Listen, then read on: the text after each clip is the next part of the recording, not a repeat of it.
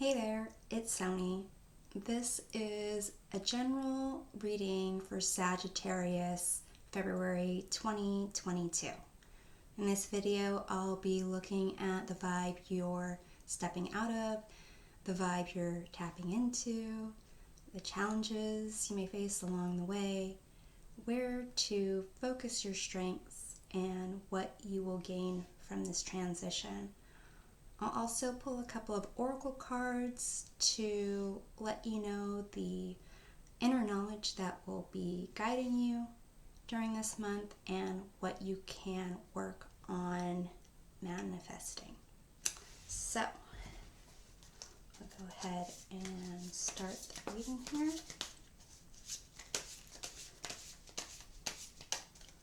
Hey, Sagittarius, what I have for you in terms of the vibe you're stepping out of. Knight of Pentacles. The vibe you're tapping into. Six of Swords. Challenge you'll face along the way. Ten of Wands. Where to focus your strength. Five of Swords. What you'll gain in this process. Three of Wands. So the bottom of the deck is the Four of Pentacles. I take the bottom of the deck as the influencing energy or kind of like clarifiers where there's some ambiguity or the general kind of lesson from the spread here. And Four of Pentacles I kind of take as in this reading, based on the cards here, you're taking stock of yourself and your own sense of sanity. In terms of the vibe you're stepping out of, the Knight of Pentacles, the Knight of Pentacles is the slowest moving knight. They can be stubborn. They care about their reputation. They are really invested in making sure that their future is exactly the way they want it. They might be a little bit perfectionists. In terms of the Six of Swords, the vibe that you are tapping into, so the Six of Swords I see is more of a transition, moving between two shores, kind of almost two states of mind here, and there can be like healing along the way in that process, depending on whether you kind of see yourself in the traditional Rider-Waite-Smith deck. The Six of Swords has a boat with like an adult cloaked figure and a child cloaked figure inside the boat, and a ferryman kind of guiding the boat. So kind of, if you look at that kind of imagery, if you see yourself as the ferryman, if you see yourself as the child, or you see yourself as the adult inside of the boat, kind of gives a little bit more clarity about what the transition means. If you're the ferryman, it could be that you're kind of stepping up and helping others through the transition, and you're needing to be a guidance for others. If you're their child, you could be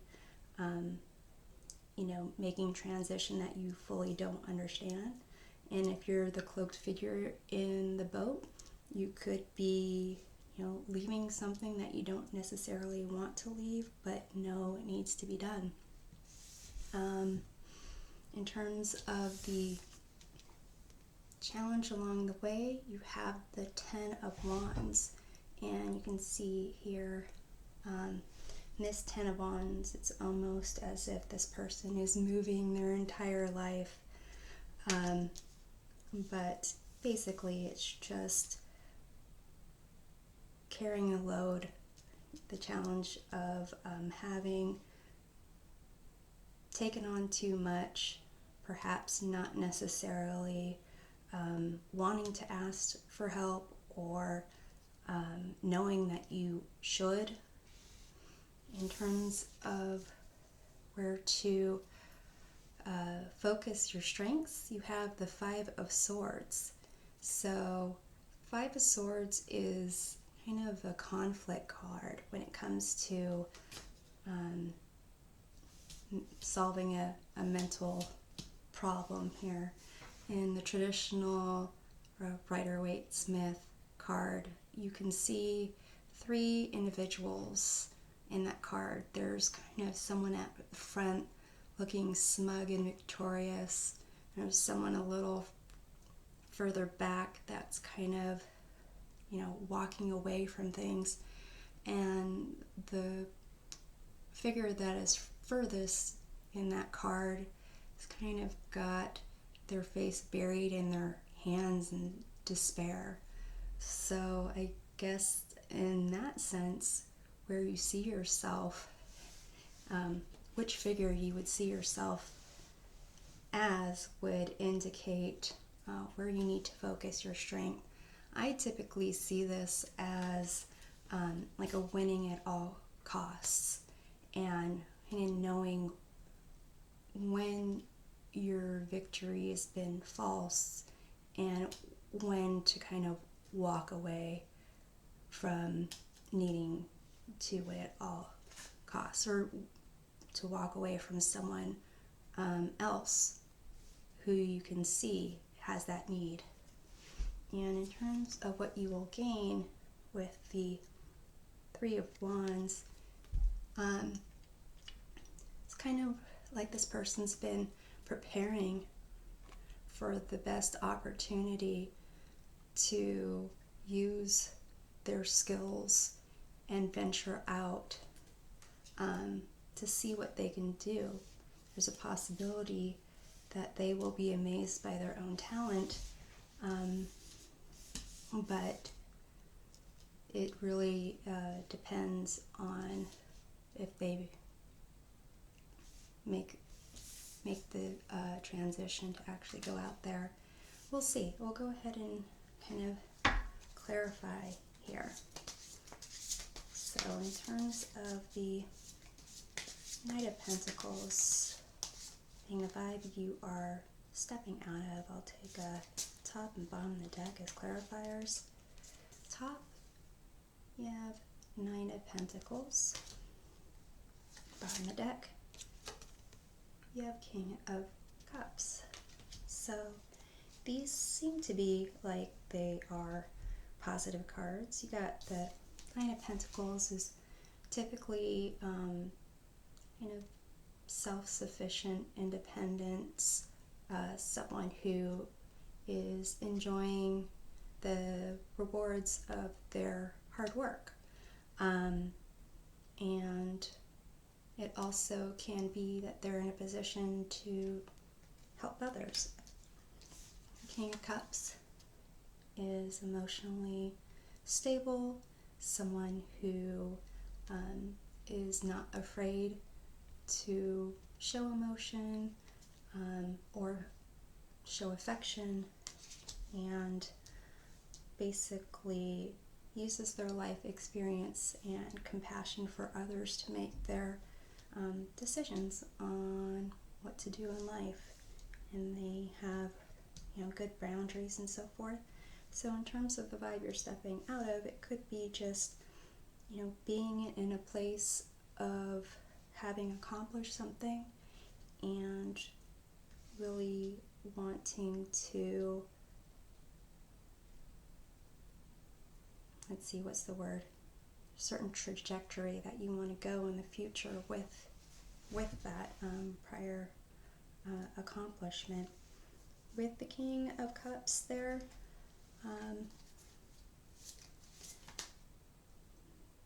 And looking at the other cards, I'm kind of wondering if that King of Cups is not necessarily you, Sagittarius, but someone kind of influencing. And I'm going to take one more card to clarify that King of Cups there. Should we know about that King of Cups? And I've got the Knight of Cups here. So what I have there is like these Knight of Cups and these King of Cups. Knight of Cups is usually someone who's kind of offering love, imaginative person, someone who is seeking creativity, someone who is that type of person.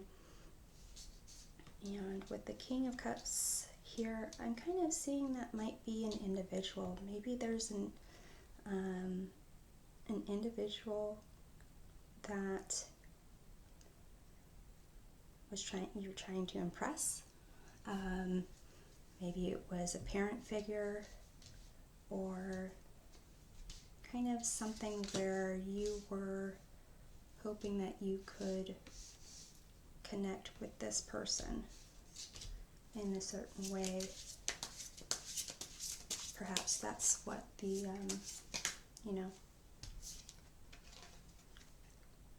having a reputation, focusing on the future, maybe that was the focus or the basis of that. And you're stepping into a Six of Swords, kind of like a transition. Let's see here. I'll clarify that top and bottom of the deck. You have this Judgment card here. Bottom of the deck, you have another Three of Wands. So, if we look again at the bottom of the deck, which was Four of Pentacles, and kind of a sense of self-insanity and security,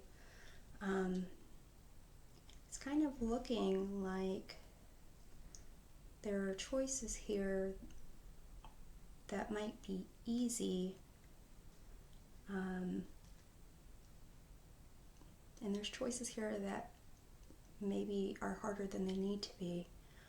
But in this Six of Swords, the vibe that you are tapping into with this Judgment, really needing to answer the call and taking a honest moment of truth to look at yourself, your surroundings, your environment, and not necessarily assign blame, but take responsibility for the choices that you made based on the situations you found yourself in, and accept yourself in every way, and kind of being able to, once you do that, maybe you'll be in a better position to step onto that new shore without taking along so much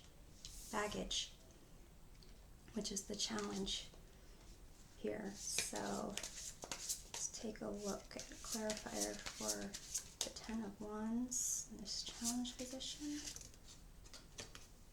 You have the Wheel of Fortune.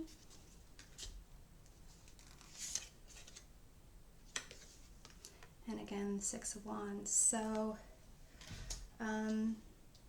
I see these kind of being tied together for you here, in that there's ups and downs, and the forward movement that is being made feels heavy, and maybe it's because it is, and really there's some healing that needs to happen here for that to take place.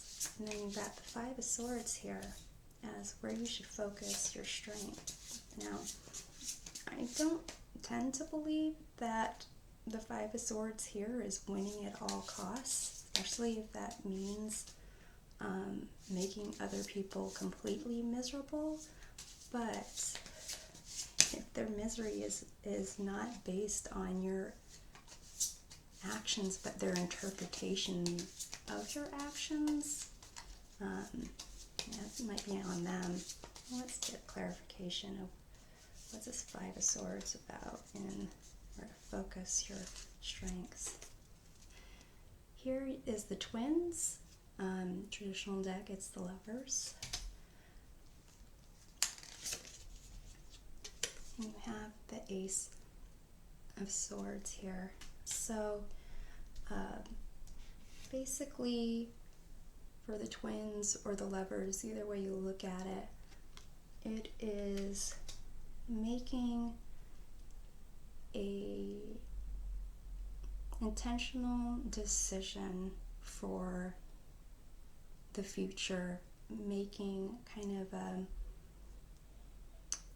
a commitment, a partnership. It can be romantic love, it can be platonic love, it could be business, but basically you are kind of in that partnership willing to take on responsibility and expecting that other person or the other organization or whatever you're dedicating yourself to is kind of similarly dedicating themselves to you in the same way, and that there is kind of like a clear, honest communication that goes along with it.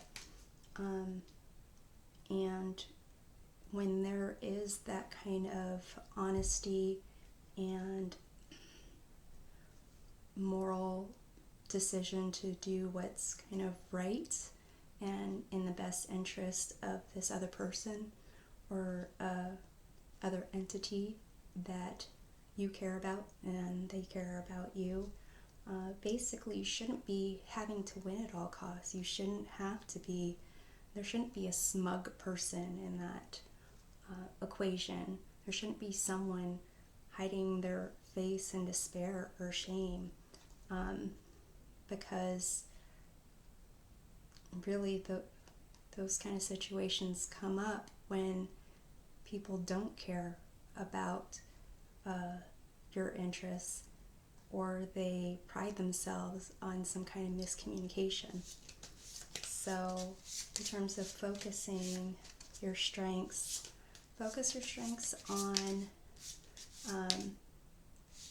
honesty, good communications, and being, the best version of yourself that you want to be, and hopefully evoking that in others.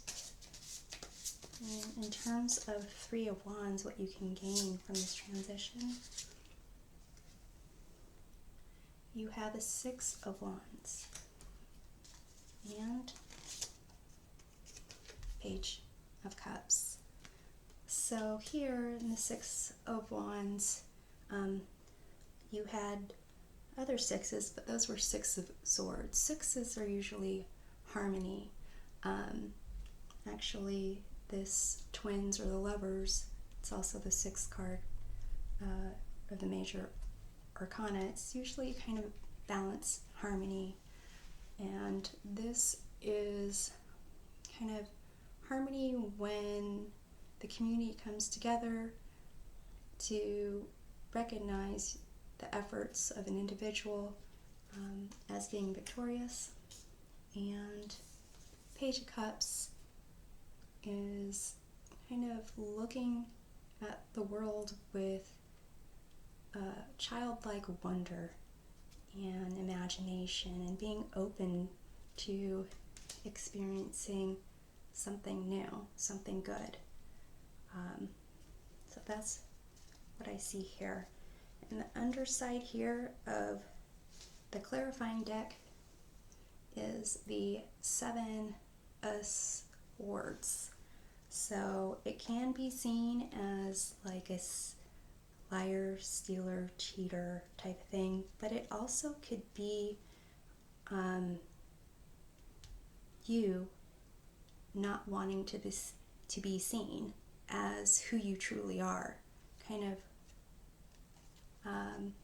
maybe imposter syndrome or hiding yourself.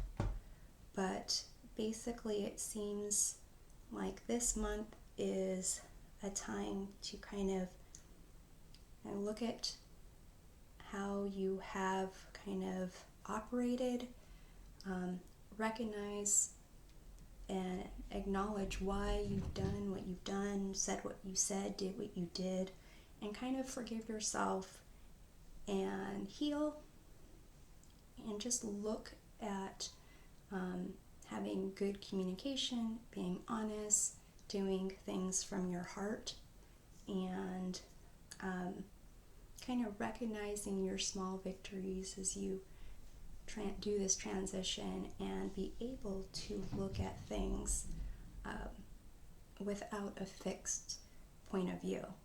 Kind of see the potential in everything and everyone. We're going to take a look at the oracle cards here to see what inner knowledge will be guiding you this month.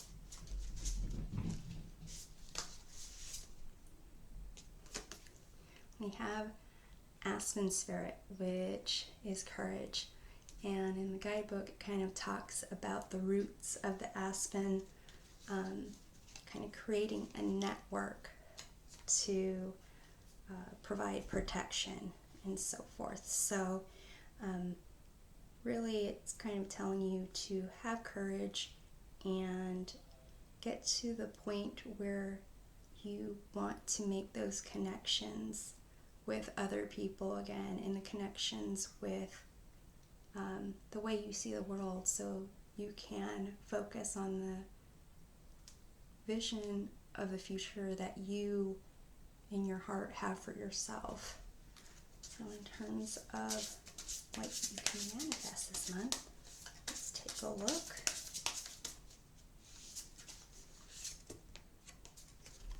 Compassion.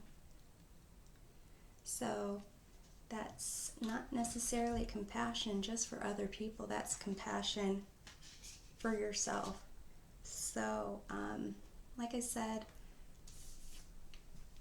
acknowledge the small victories that you have, and communicate with others from the heart, honest, truthful communication, and kind of look at the world in all its potential. So I hope that this helps you, Sagittarius, and we'll see you next time.